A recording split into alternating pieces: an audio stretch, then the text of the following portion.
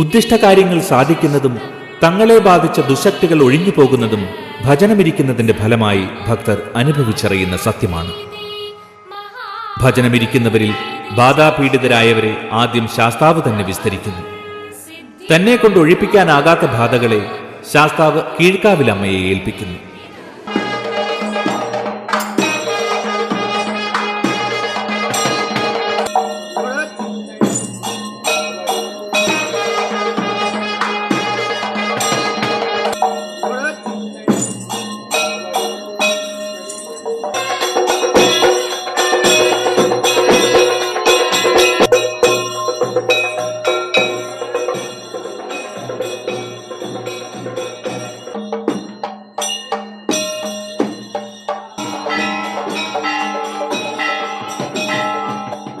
കീഴ്ക്കാവിൽ രാത്രി 8:45 ആരംഭിക്കുന്ന ഗുരുതിയിൽ ശാക്തേയ സമ്പ്രദായത്തിലെ പൂജകളാണ് നടത്തപ്പെടുന്നത്. മേൽക്കാവിലെ മേൽശാന്തി കീഴ്ക്കാവിലെത്തി, വലിയ ഗുരുതി തുടങ്ങി. വാഴതൻ പോളയാൽ ശ്രീകോവിൽ തീർത്തു വരുത്തി ചാമുണ്ടിയെ ആവാഹിച്ചിരുത്തി, ചാമുണ്ടിയെ ആവാഹിച്ചിരുത്തി, ചാമുണ്ടിയെ.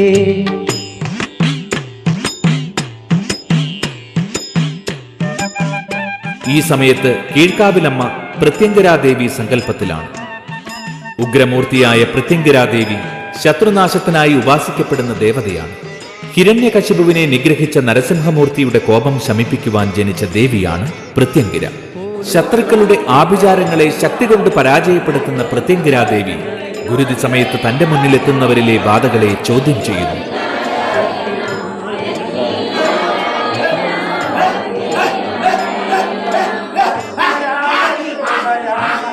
തമോ ഗുണത്തിലിരിക്കുന്ന ഭദ്രകാളിയെ തമോ ഗുണ നൈവേദ്യ സമർപ്പണത്താൽ സംപ്രീതിയാക്കുന്ന ചടങ്ങാണ് ഗുരുതി. മേളവും പൂജയും അർഘ്യവും നൈവേദ്യവുമെല്ലാം അർപ്പണമായി ചെയ്യുന്നതിനാൽ ഗുരുതി തർപ്പണമെന്ന് പറയപ്പെടുന്നു. അത്യന്തം ഗൂഢമായ ഈ ക്രിയകളിലൂടെ ഭക്തരെ ബാധിച്ചിരിക്കുന്ന മാനസികവും ശാരീരികവുമായ ദുശക്തികൾ ഒഴിഞ്ഞു പോകുകയും പൂർവജന്മ ബന്ധനങ്ങൾ അഴിഞ്ഞു പോകുകയും ചെയ്യുന്നു. മന്ത്രങ്ങൾക്ക് മനുഷ്യ മനസ്സിനെ സ്വാധീനിക്കുവാനുള്ള ശക്തിയുണ്ട്. ഗുരുതിയുടെ മന്ത്രമേള ധ്വനികളാൽ ഉറഞ്ഞു തുള്ളുന്ന ഭൂതാവിഷ്ടരായവരുടെ ജന്മാർജിതവും കർമാർജിതവുമായ ബാധകൾ ഇവിടെ ദേവിയുടെ ചോദ്യങ്ങൾക്ക് മുന്നിൽ പരാജിതരായി സത്യം ചെയ്ത് ഒഴിഞ്ഞു പോകുന്നു.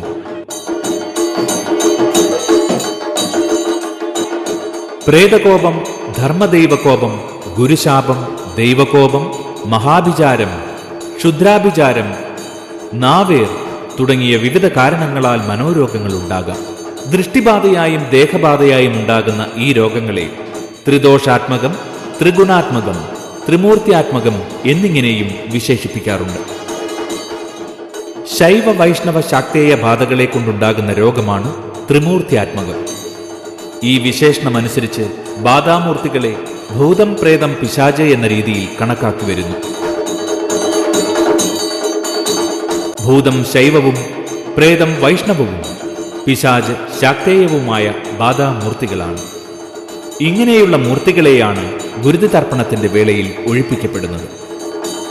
ദീർഘകാലമായി കീഴ്ക്കാവിൽ ഗുരുതിയിലൂടെ ഉണ്ടാകുന്ന മനോരോഗ വിമുക്തിയുടെ ഫലങ്ങൾ അനുഭവിച്ചവർ ഒട്ടേറെയാണ്. ആധുനിക ശാസ്ത്രവിജ്ഞാനം കൊണ്ട് നാം ഇന്നുവരെ നേടിയെടുത്ത അറിവിന്റെ കൂടെ വലിയൊരു ഭാഗം ഇനിയും അറിയാത്തതായുണ്ട്. അതിലൊന്നാണ് മനുഷ്യ മനസ്സ്. മനുഷ്യ മനസ്സിന്റെ താളക്രമങ്ങളെ നേർവഴിക്കാക്കുവാൻ ആധുനിക വൈദ്യത്തോടൊപ്പം മന്ത്രസാധനയ്ക്കും കഴിയുന്നുണ്ട് എന്നത് അംഗീകരിക്കപ്പെടേണ്ട സത്യമാണ്. ഭജനത്തിന്റെയും പ്രാർത്ഥനയുടെയും വഴികളിൽ ആശ്വാസത്തിന്റെ സമചിത്തത കണ്ടെത്തിയ ചോറ്റാനിക്കരമ്മയുടെ സ്വന്തം ഭക്തജന ലക്ഷങ്ങൾ ഈ വിലപ്പെട്ട സത്യത്തിന്റെ ജീവിക്കുന്ന ദൃഷ്ടാന്തങ്ങളാണ്.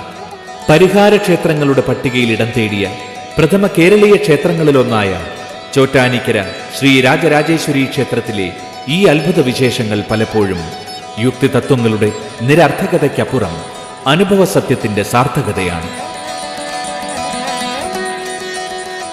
ഇരുളിന്റെ മറകളെ നീക്കി നിതാന്ത സത്യത്തിന്റെ പ്രകാശലോകത്തേക്ക് മനുഷ്യ മനസ്സുകളെ ആനയിക്കുന്ന അനുഗ്രഹദായികയായ അമ്മയുടെ തിരുമുമ്പിൽ പ്രണമിച്ചുകൊണ്ട് ക്ഷേത്രായനത്തിന്റെ ഇന്നത്തെ ഈ എപ്പിസോഡ് ഇവിടെ പൂർണ്ണമാകുന്നു.